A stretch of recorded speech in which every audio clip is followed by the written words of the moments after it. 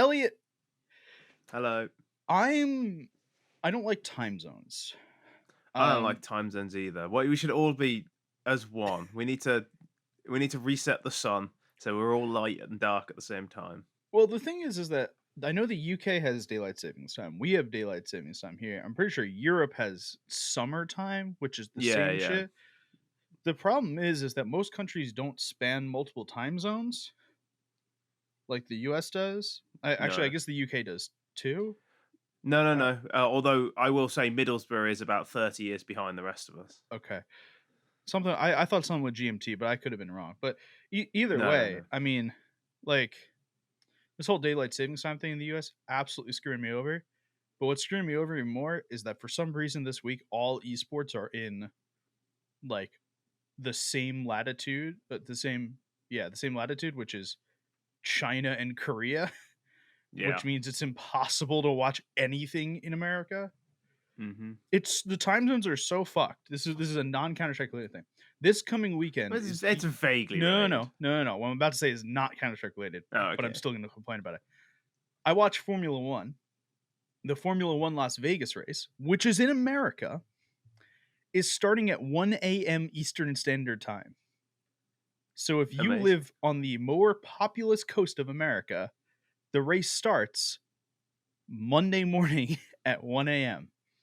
because they decided to do a night race in Las Vegas. And their claim was, we want to make sure Europeans can view it.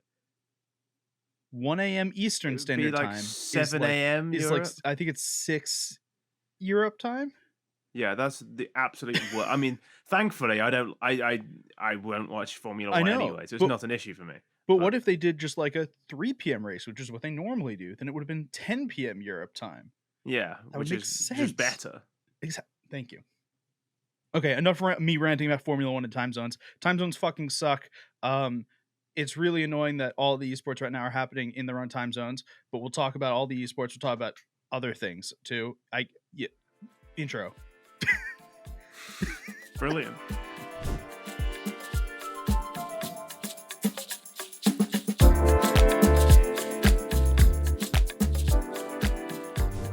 We've never had a better intro segue than that. No. Yeah, intro. Just intro. Yeah.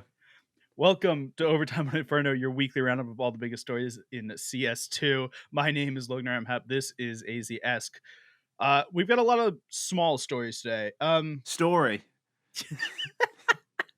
That's the segue. Story. That's the segue.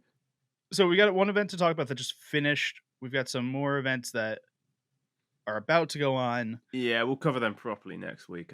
So there's Blast stuff. There's an event I want to talk about for like 3 seconds. CS Asia Championships happened. We're gonna be very honest. I don't think either of us watched a single match. I didn't watch. Yeah, like I basically live on an American time zone, so and I Asian am events. American. Like it's yeah. Look, put it this way. This is genuinely true. I woke up 3 hours ago. It's 5:25 in the afternoon as I'm recording this. Yeah. And I woke up 3 hours ago. I went to bed 12 hours ago. So, I live on an American time zone. Yeah. So Asian Championships, like I basically go to bed just before the games start, as usually. Yeah. So like to watch any of it would completely kill me. It's like watching Sydney. Sometimes I can catch maybe the first match at night, but normally I can't catch any. We're having the same problem right now with All Worlds. Neither of us are watching live. I've been watching after the fact, but I've not. To be honest, the fact that Worlds is always on an Eastern time zone really made me stop watching League of Legends because I don't want to flip my sleep schedule every year to watch Worlds. Yeah. So it's kind of made me stop watching League of Legends. Which some people may think is a positive, especially since we're on a Counter-Strike podcast. So let's talk about CS Asia Championships. It's not the worst thing that's ever happened to me. I think the number one thing we can pull out without either of us watching any games is a tweet that came from Twists that was then backed up by the entirety of everyone that basically said Rops is the best CS2 player. And I watched some highlight clips. That way I wasn't totally off the wall here. I'm pretty okay to call Raps the best CS2 player for right now. Yeah, I don't think it's like particularly contentious. They're winning every event, and he's their best player. Like it's almost an ear. The question is when phase start to disintegrate a little bit. Twists going to liquid supposedly. Like, do they carry on winning? Does Rops carry on being the superstar? I don't know. Okay. That's our entire coverage of the CS Asia Championships. Thank you for joining me. Yeah, so like I think the thing to say is that FaZe are just clearly the best CS2 team in the world. They were pretty mediocre at the end of CS:GO.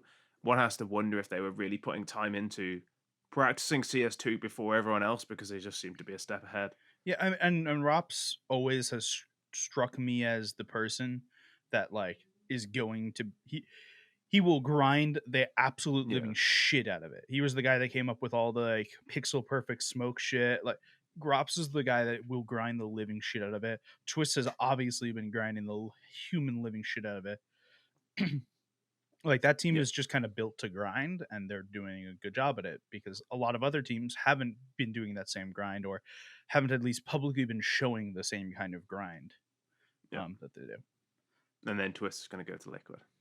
Yeah, and then Twist is going to go to liquid, and we don't know what's happening with the rest of the team. I want to talk about an event that's happening in Serbia. This is extremely unrelated, but I love the idea of this event. It's called PARI Please, and the whole bit of it is it's a Papers, Please ripoff, which is a fantastic indie game. Right. Yeah, no, I know I know of it. I've never played it, but I know of it. Everything's like in the font. They put something online that had them like checking passports as players walk in, but not actually passports, because the whole game is about like being a border crossing agent. There's nothing exciting about it other than like Bet Boom and Eternal Fire and Fury are there. There's a couple of teams that are decent there, but like the big pull. Did you see that that Subway event? There's a Subway event? In Sweden, there was like a Swedish event where it was sponsored by Subway, and the winner won a Subway sandwich every week for a year, or now 6 months. And like they had like the totem bags that said like Subway, the sub area league. Like, oh my god, I see it. Yeah. Oh my lord, it's quite interesting. God, I love Counter-Strike right now. I feel like a Subway sandwich every week, you'd be like massively obese at the end of it. That Subway sandwiches are not good for you. No, the bread in America is officially considered cake. Yeah, the Subway is not good for you. Yeah. The team that won that was Alliance, which is where Bowden Master went, which leads us to a good segue. Good work. To talk about M80. Good work. Thank you. We don't have them very often, but sometimes we do. It's better than the intro segue, which was just you saying intro. Yeah. Yeah, so M80, they made a move.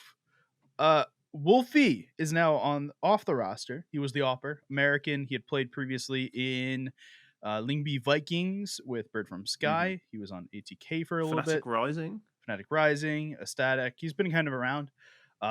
He's technically American, but I believe he's like fluent in Swedish. He lived in he grew up in Sweden, I believe. So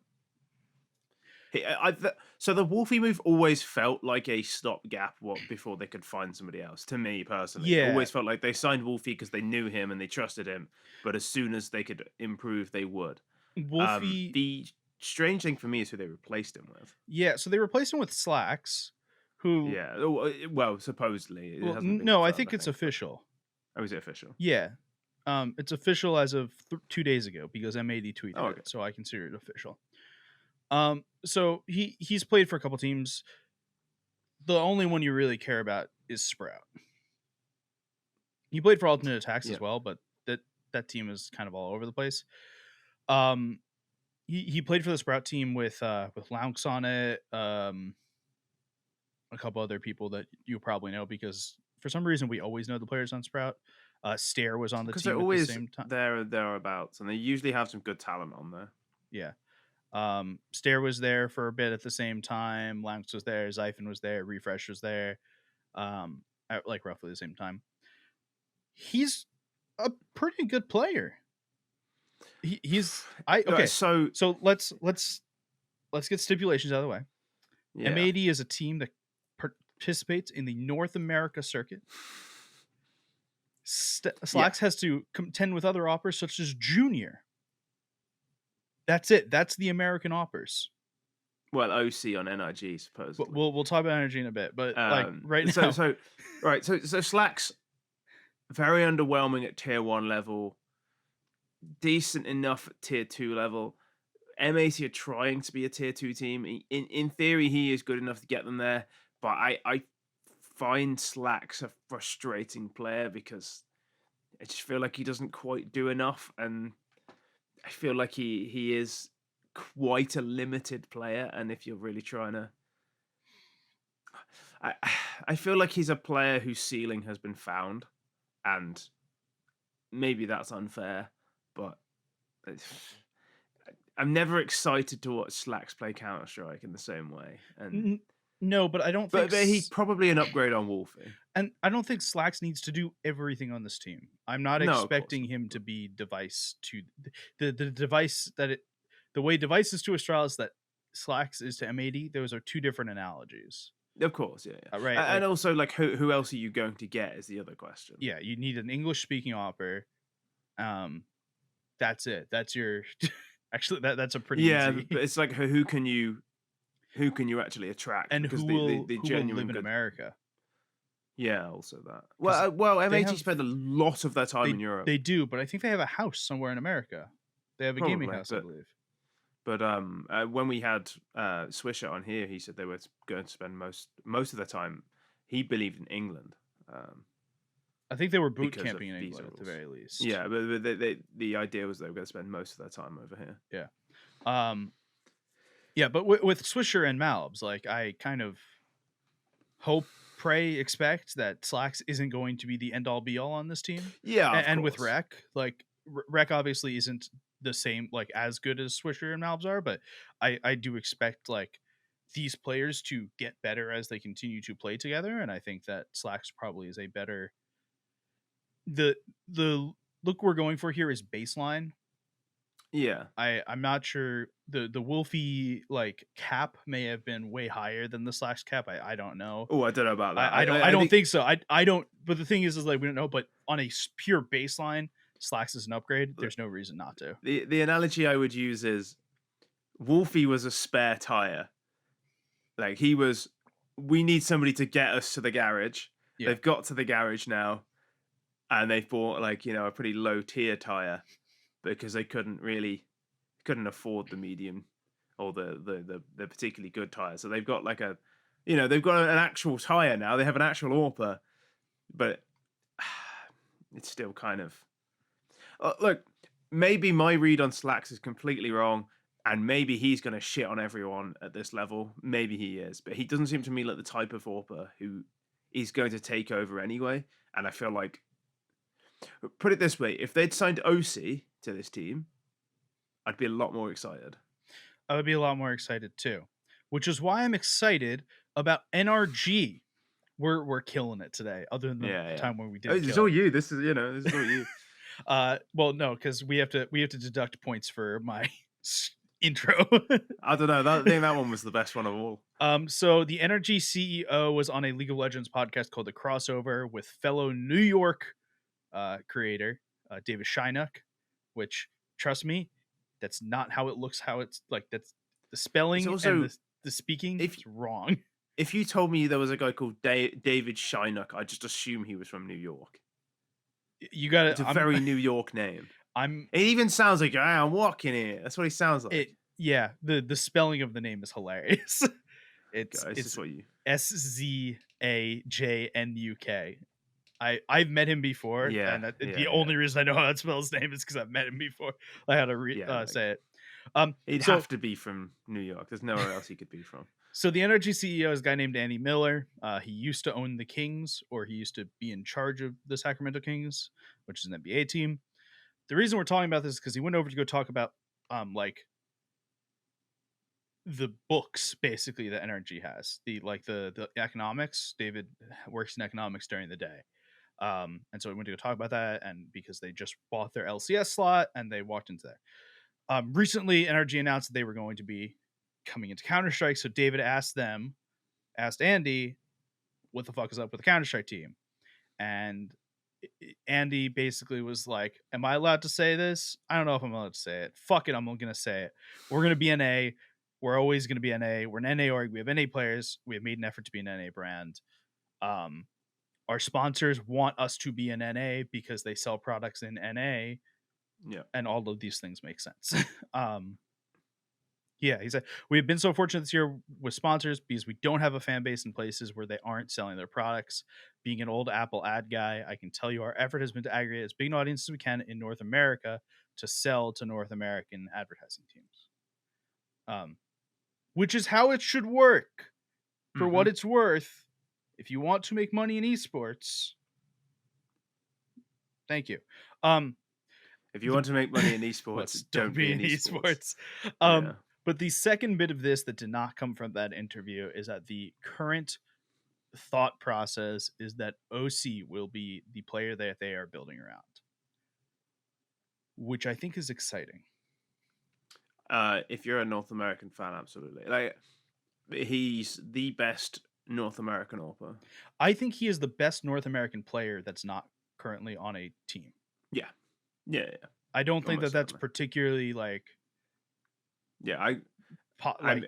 impressive. Certainly to not say, on a team. Like, probably outside of Liquid and Complexity, he's clearly the best.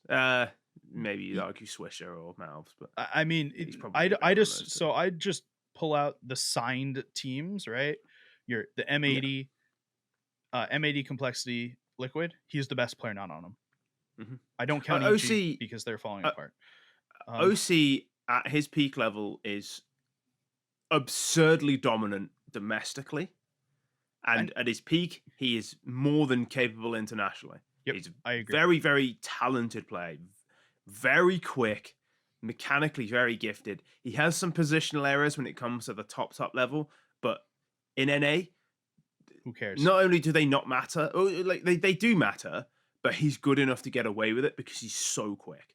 And so when you play against like your Navis, your phases, that type, like they will punish you for some of the things that OC does, but most teams don't. And OC is a very, very good player. And if you're trying to build an NA team, he is exactly the AWPer you want. It's basically him or Junior, and OC's international pedigree is far greater than Junior's. I feel like OC's been tested more than Junior has. I know Junior's on Furia for a while. But OC's clearly a better player than Junior. And that's not a slight on Junior. No, it's just OC is legitimately very good. The Liquid teams that OC has been on have been clusterfucks. Yeah. The first Liquid team I wouldn't say is that bad of a clusterfuck, the Nitro Yukindar one, but this last iteration, I mean, we said so many times the fact that OC was the man in the middle trying to pull together two ultra aggressive players and two ultra passive players. He was put in a shitty position, and my hope is that with NRG building around OC, he will get to be the guy. I think that he will do well in the guy role. He was never the superstar on Team Liquid, and some of that is to do with how the teams were constructed, and some of that is to do with the fact that at the truly elite level, he is not a superstar. But anything below that, he is very capable of being a superstar. I also He's a very good player on the Team Liquid front, and this is just pretty much a podcast of our greatest and best takes of all time, because I'm going to say take again, and we said it a million times. They don't know how to use an AWPer. Just like the way that team used to be constructed was they did not use an AWPer. When they were the Grand Slam team, Nitro was the AWPer, and which is exactly what Cadian is such a good fit for them. Yeah, well, and they played mostly rifles. They played 5 rifles a lot on that Grand Slam run, and when Nitro came back and started IGLing again, they were playing a good chunk of 5 rifles. And OC's a good rifler. We've said this before, but give him the AWP, make him the guy, which just seems what NRG wants to do. The question is, who does NRG fill around OC? I have my dream team. So it's going to be automatic, I would imagine. I would imagine automatic. I would also imagine Walco. The reasoning is NA does not have that many IGLs. Yeah, that they might go and get a European IGL. It's possible. And like I think they won't go more than one European, like non-NA player. So it could be either Brazilian or European. IGL seems to make the most sense for the sort of, unless Stewie 2K IGL. So Stewie's been like floundering with this idea of being a Counter-Strike player again. He's been playing for Mythic. I don't see it happening, but that doesn't mean it won't. Yeah. Here's the benefit of NRG getting in right now, which is kind of what the benefit of them getting into LCS when they did, because they just took over the CLG team who was floundering. EG is just kind of disintegrating here before our eyes. It's great if you're a Counter-Strike fan that has been questioning what EG has been doing for the last 3 years. So there's these 5 players on EG who are available, and obviously you're not going to pick Junior up because you want OC. Yeah.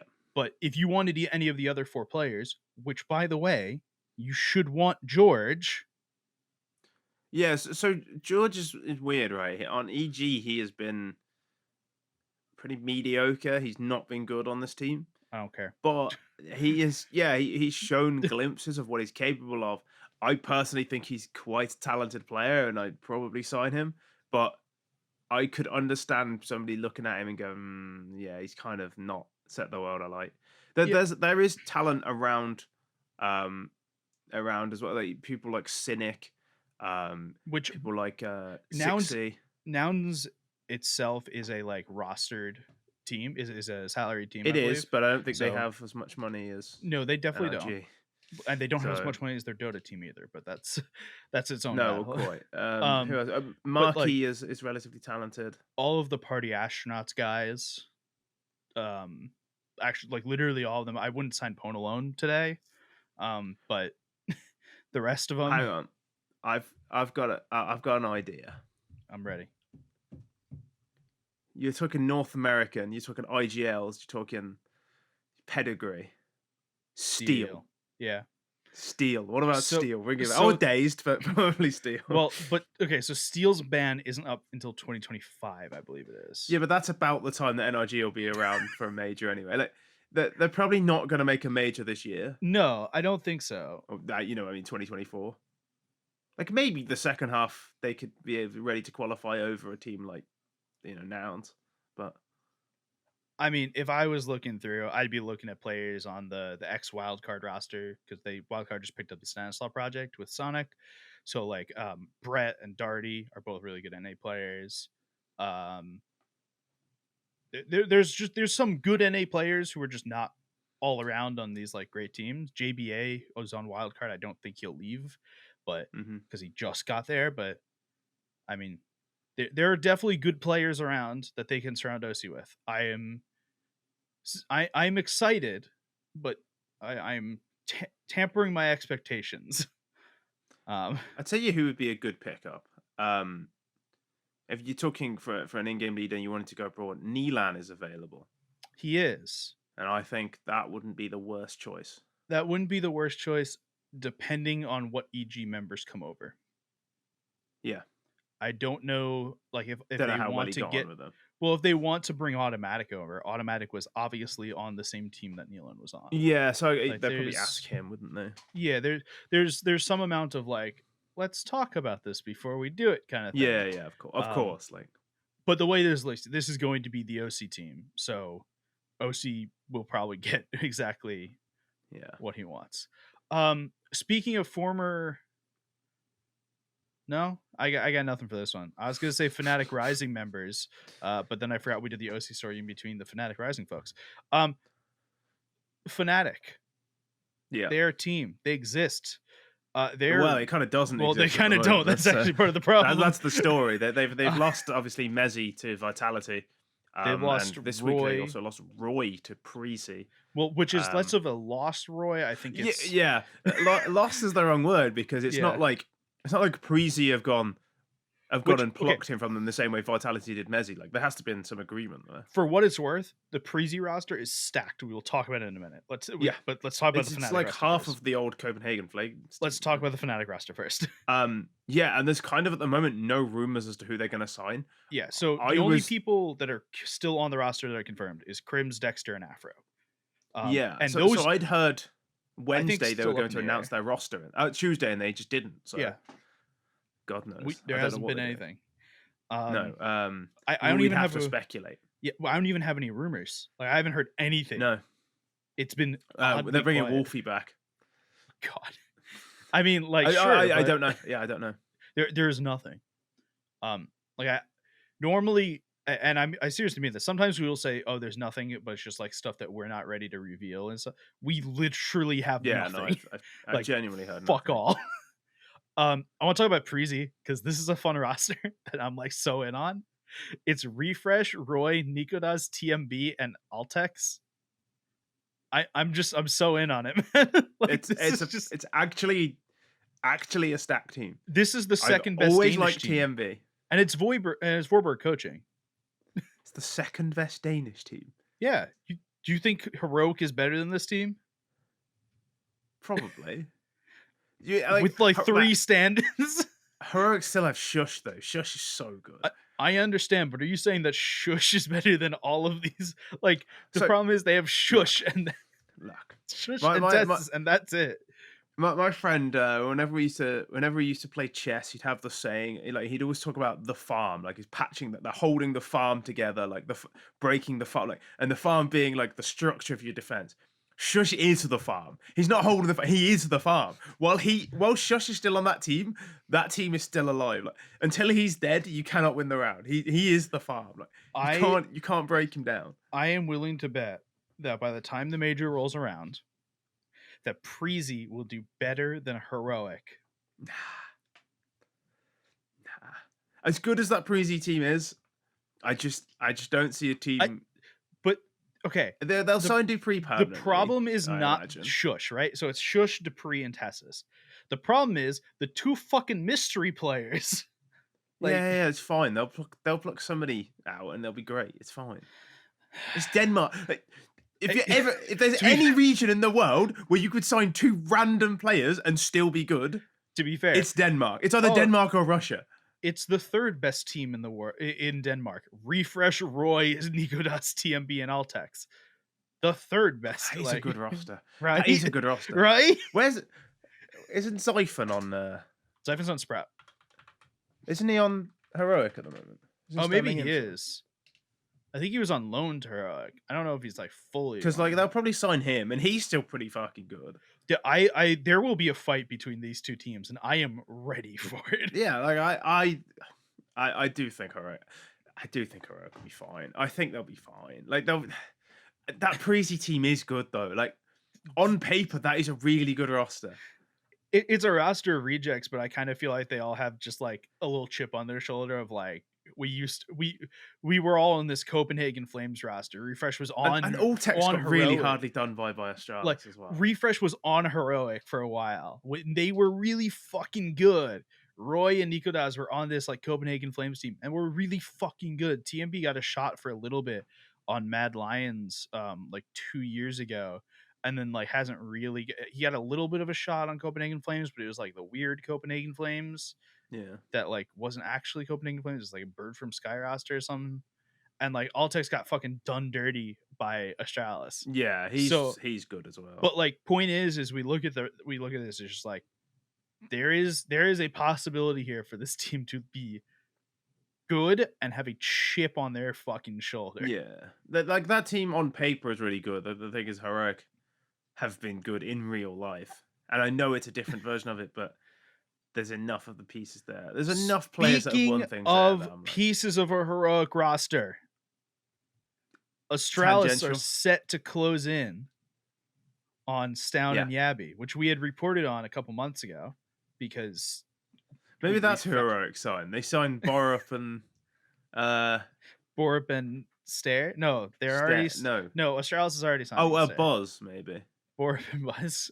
It's either Boz or Stare that's leaving. I'm not sure. I highly doubt it's Stare, because there was the whole thing of Astralis saying, we will sign Stare by the end of the year. And then they signed Stare. I don't know.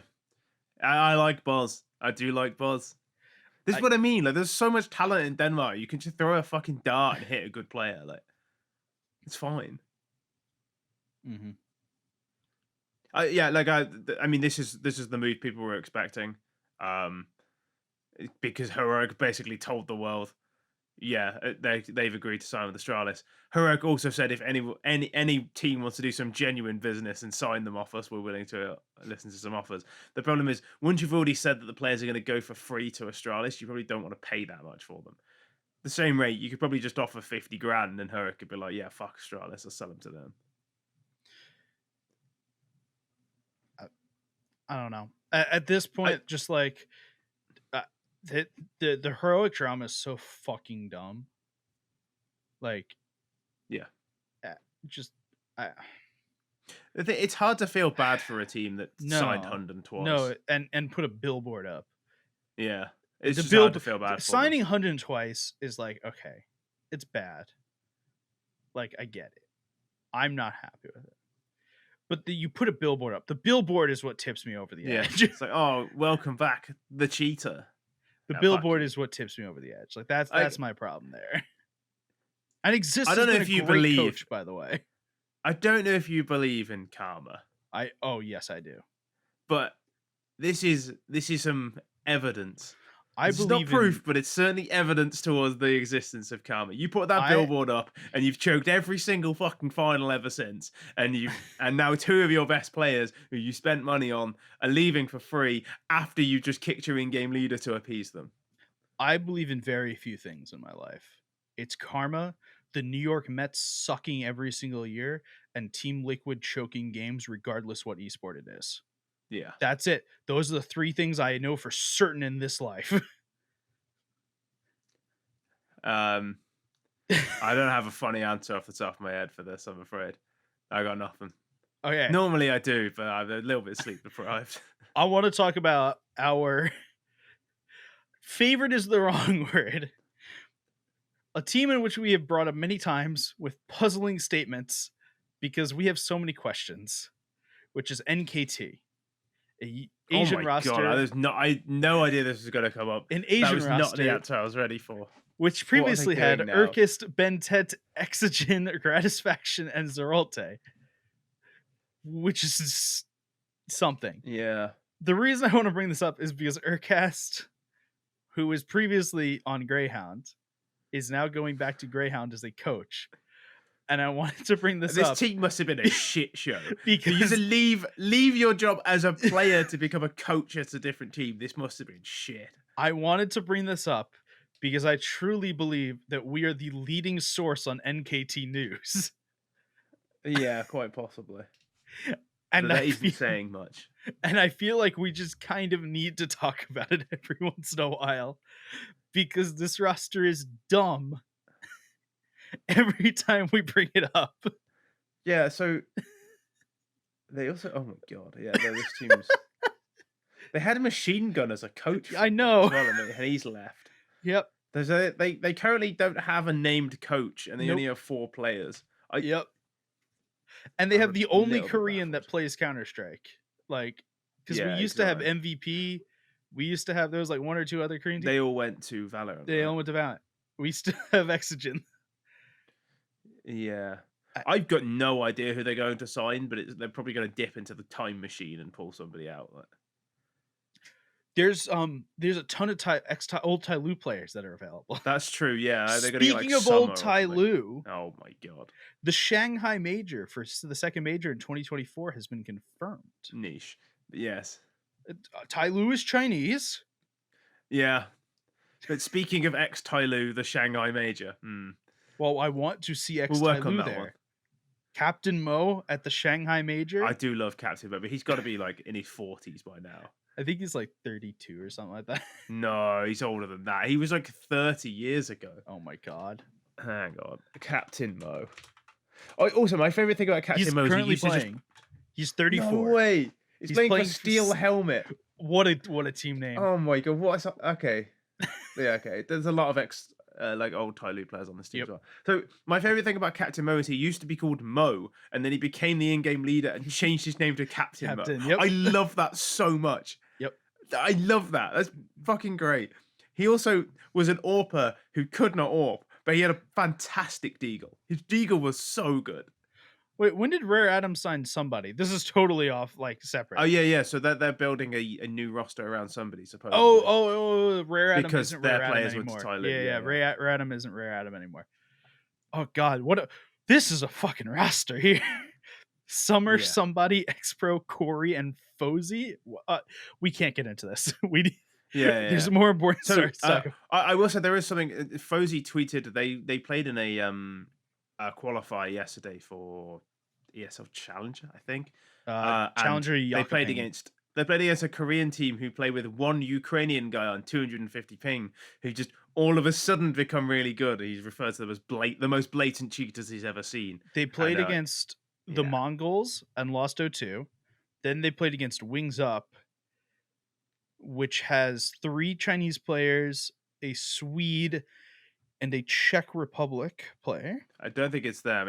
I'll find the tweet quickly. And then they played against Mongols again. Let me find this tweet. Okay. Well, while he's finding this tweet, we will talk about. I think I see it. I found the Faceit link because I think it was only on Faceit. It was FYR Esports, so they've got four good like Chinese. It's not even a TV match. It's like really early rounds, and there's a guy called Zines who is a Ukrainian guy who's level 10 on Faceit, but doesn't have a rank other than that, like the rest of them. And so supposedly he plays on 250 ping, but all of a sudden, ever since they've added him, they've started beating good teams. So he believes them to be blatant cheaters. Okay, let's get back to normal news. We have a couple more things to go. G2 have benched JKS. Yeah. There's some rumor that Nexa will be coming back, which is bizarre. A choice. Has to be financially motivated. I don't see any other reason. There's a rumor that I think that Nico himself said was wrong. Yeah. That Nico is trying to build the Balkan Super Team. I almost said Baltic, but that would have definitely been the wrong thing. The Balkan Super Team. I don't know what the fuck is going on here. Yeah, he's completely denied it. I mean, I don't know. My personal read on this, and I know it's quite a common one, is that G2 don't have the money to sustain this team, and that's probably why they were willing to sell Nico to Falcons, because he's probably on the biggest wage. And then as soon as that fell through, they benched JKS like that. I don't see how those things can be anything other than financially motivated. But it is a shame because this is like one of the best teams in the world, and they're making changes that don't seem to be gameplay related. But I mean, I could be wrong. So I think the question that we need to ask is, where does JKS go? I don't care about G2 until we NRG. Have, I mean, I'm in for NRG. He's played fucking everywhere. I could be with into Dexter. That. JKS never played with Dexter. No, but like it's 2 Australians. It's one of those things you think would have happened, but hadn't happened. They might have done at some point. I don't think they ever officially did, because JKS was on Renegades, and Dexter was always on the other Australian team. Greyhound. Well, it wasn't before Greyhound. It was something else. Oh, no, they must have played together at some point on some like no mark team you never heard of. It's possible. And then they're in Australia, which means there's a whole 7 people playing Counter-Strike. So yeah, exactly. And those rosters tend to swap players quite frequently. So yeah, I don't know where JKS goes. I'm in for Fnatic. I like NRG. I don't know. I feel like NRG would be fun. I feel like NRG would be fun. He's too good of a player to just sit on a fucking bench again. Here's the problem: is that JKS sat on a bench for a year on Complexity, and that sucked because he's really good. The thing is, G2 will want to sell him, clearly. Yeah, they're going to want some of that money back, and he's clearly proven that he's a very good player. Somebody will buy him. I would guess it's probably going to be Fnatic, but I think NRG would be a fun move. I would be excited for that. Heroic JK. No, I don't think they're going to do NKT. Hey, they need an Australian. They need a player. They're missing. He counts as Asian. They're missing an Australian right now. They've got playing Asian qualifiers. Okay, in a team that we all forgot existed, OG benched Fasher. Yeah. I really mean this because we all fucking forgot this team existed. Yeah. So they this roster. I tried to when this roster was announced. I really tried to be like, no. They must have a plan here. Like, there has to be something here. And I was like, so I kept looking at it. I was going like, no, I can sort of see the vision. Like, if Fasher is not, is the player he was before Fnatic, like they can really make something of this. And like, if they're going to move Fico into these better roles, or maybe they're going to keep him in the other roles, they're going to move somebody else. No, it is just a team of 5 support players. That's all it is. That is what the team is. 4 support players and Regali. Yeah, but like, I don't know what the fuck this team was supposed to be. Yeah, I just it makes no sense. It makes no sense. And look, maybe JKS goes to OG instead of Fasher, but again, that seems like a waste as well. But at least he'd be a star on that team, which I really want to see JKS as a star again. I feel like we've been deprived of star form JKS. Yeah, like as good as he is on G2. He's he's uber passive. I want to see like phase JKS. I want to see Renegades JKS. That's what I want to see. Yeah, I want to see that. I want to see that JKS where he's like in superstar roles. There have been conversations vaguely about 100 Thieves getting back into Counter-Strike. No, fuck 100 Thieves. He's already been there once before. I'm sick of 100 Thieves in Counter-Strike. Honestly, so they never do anything good. They never make the major, but they still get major. They seem to half-ass it, and they've gotten. They're the only team who has major stickers twice and has never actually gone to a major. Yeah, exactly. Fuck them. Clout chasers. Stupidest thing. Unless you're listening 100 Thieves, in which case, hey, 100 Thieves, we could use a sponsor for this podcast. Yeah. All right. Last bit of news for this week. Guild has signed the Bad News Eagle roster, which means they finally have a home after. And they're calling them Guild Eagles, which I like. They're not Guild. They're Guild Eagles, which is cool. I like that. That's the correct thing. I'm so in for that because Bad News Eagles made such a name on them from themselves, right? And also like the eagle is it's on the Albanian flag, like Kosovoan. Well, no, it's on the Albanian flag, but they're a Kosovoan team. They are Kosovar, but if you ever hear them in interviews, they're always talking about like Albanian pride and the Albanian blood. Like they do talk a lot about their Albanian heritage, and that's why it's the Eagles, because there's an eagle on the Albanian flag. Sure, I believe that. But yeah, this roster is new. I mean, not new at all, but like the team is new. This is Guild's first into CS2. They have a women's team as well that they signed semi recently. Mm-hmm. They also have the weirdest coaching staff known to humankind because it's Devil and Crystal, which I'm in for. Yeah. Devil Walk, right? Devil Walk, yeah, that's what I meant. Devil Walk and Crystal. Not Devil the French player. That'd be no, that would be even weirder. Yeah. This roster's fun. I'm in for it. They'll do good at the major again. Like, hopefully.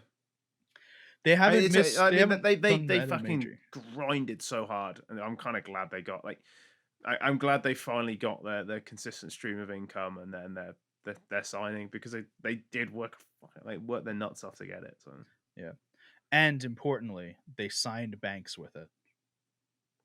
Yeah, well, yeah, he's their manager, right? Yeah, he helped officially. Yes. Yeah. Okay. I think that's all we have for news today. Yeah, I mean, there's so much roster stuff going on at the moment that Kika is no longer on Into the Breach, and the rumor appears to be that Thomas is going back. Yeah, he posted a British flag the Union Jack on Twitter in Yeah. GIF form. Here's the thing. I forgot Keekert was on Into the Breach. I saw that bit and just pushed out of my mind because I forgot it was a thing. Do you know what I really liked about it? Keekert's thing, he was like, oh yeah, no, I'm not staying on Into the Breach. Like, they couldn't agree it. All this was proven to me is that in-game leading isn't that hard. I love that. It's like a typical like Eastern European, like understated, like confidence, but in a really like nonchalant way. Like, it's really like kind of overconfident, but he said it so nonchalantly that you kind of assume it's almost not a mistranslation, but he'd say it a bit softer. But because it's just, he was like, yeah, in-game reading's just not that hard. I love that. I really like that. Because it's not even like they've been that good. He's like, yeah, in-game reading's really easy. Also, Masuda's on this team. I'm just... Yeah, I mean, that team is weird, man. It's a weird team. How do we find these weird teams? How do we get into it? It's talking about these fucking weird teams. Well, this was not our fault, to be fair. Yeah, it was their fault. This was their. They built the team as well. Like, but it's not even like it's out so far in like in China. It's like it's so far away from like the epicenter of Counter-Strike, which you'd have to admit is in Europe. Mm-hmm. And it's like, oh, the further away you get from the center of Europe, like the weirder it gets. Fucking Into the Breach is in Europe. Like, and they've got more central. They've gone less English and more into Central Europe, and they've got more insane. Like, but it's just uninteresting because it is an interesting team, but they don't actually do anything. So it's like it's really easy to forget they exist. Yeah, it's a shame. They were much more interesting as an English team. No, I really thought that they like. I really forgot that they existed. That was a true statement. That wasn't me. That wasn't a joke. It just didn't exist. They're just bizarre. A bizarre team. I don't think there's anything else I could think of. I think that bizarre team is going to end our show for today. We'll be back next week. We have a bunch of stuff starting next week. So Blast Premier Fall Finals. We'll do a bit for that next week. Maybe we'll talk about some of the ESL Challenger stuff with Atlanta. I'm working that event, so I'd like to talk a little Atlanta bit about it. or I have to do some research anyway. Jönköping, I believe. Okay, not the Atlanta one. So yeah, there's some events coming up. We'll talk about them. And as we get towards December, there's about 1 million events to end off the year. That all exist. Yep. Yeah. So on that, we will end for today. You can find us on Twitter at Logan Ramhap, at Aizyesque, and at ReadTLDR. We will be back again